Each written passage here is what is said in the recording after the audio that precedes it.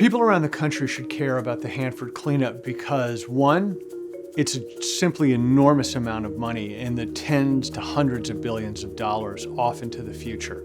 Number two, it sets the precedent for what we as a society do. Do we walk away from our biggest challenges of toxic and radioactive waste, or do we address them and make sure that we leave the planet clean for the future?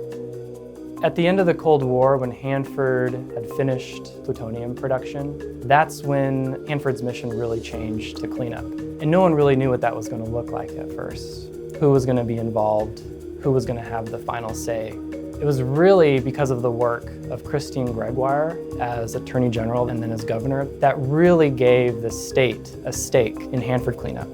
We did a public records request of the federal government, which was, of course, immediately denied, and that began. We asked, well, why is it still secret? Why won't you share? We really wanted to have an agreement that was signed where everybody understood and recognized the state of Washington was a key partner in getting the site cleaned up. Now, I am quite pleased at the fact that I think really good success has been achieved along the Columbia River.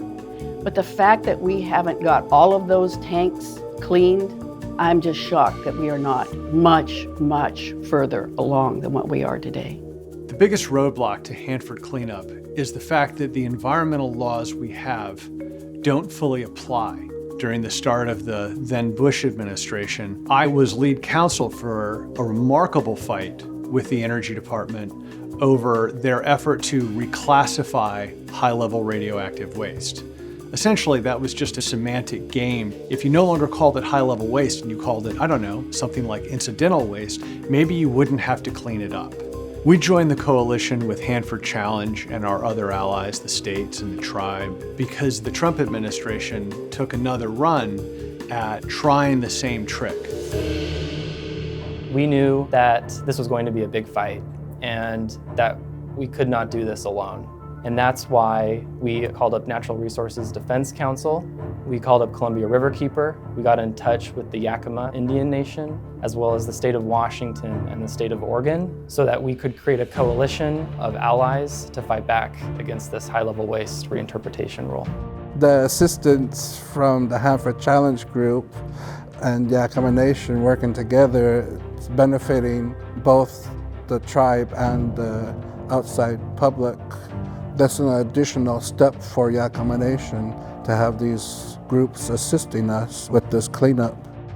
Hanford Challenge have been heroes in making sure that they've shined a light on Hanford and that work has gone on to get the cleanup that we have thus far.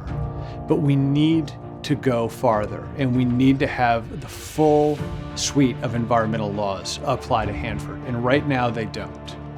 If we lose this fight, it would be a disaster for Hanford cleanup. It would mean that a lot of dangerous waste would be left at the Hanford site, and then it would only be a matter of time until it made its way either to the groundwater or the Columbia River. And we know that that will happen because it has happened. Hanford Challenge has been an amazing leader and partner with the state. And partnership here is the only way forward. It's the only way for us to succeed. For not just the people of the great state of Washington, but the Pacific Northwest, and for that matter, literally the world. So time for us to step up, time for us to be a role model to the rest of the world.